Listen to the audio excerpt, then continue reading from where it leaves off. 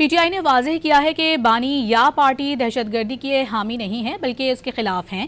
اسلام آباد میں press conference کرتے ہوئے پی ٹی آئی کے مرکزی رہنما سلمان اکرم راجہ نے باور کروایا کہ پی ٹی آئی کا موقف ہے کہ مل بیٹھ کر ایک لائحہ عمل بنایا جائے۔ جنگیں، افواج اور قومیں مل کر لڑتی ہیں۔ خیبر پختونخوا کے عوام اور اداروں کے درمیان خلیج زہر قاتل ہے۔ ہرگز عمران خان ہرگز دہشت گردی کا کوئی ہمدرد نہیں ہے۔ کوئی بے وقوف ہوگا، کوئی سنگ دل ہوگا جو دہشت گردی کا ہمدرد ہو۔ ہم پاکستان کی عوام کے ساتھ کھڑے ہیں۔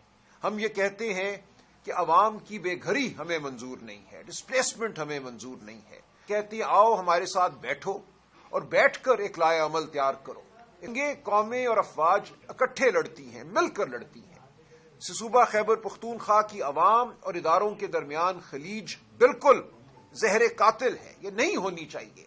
پی ٹی آئی اس وقت وہ بڑی جماعت ہے، وہ عوام کی آواز ہے جو اس خلیج کو پاٹ کر سکتی ہے، اس خلیج کو ختم کر سکتی ہے، عوام کو اور اداروں کو اکٹھا کر سکتی ہے ایک بڑے قومی مقصد کے لیے۔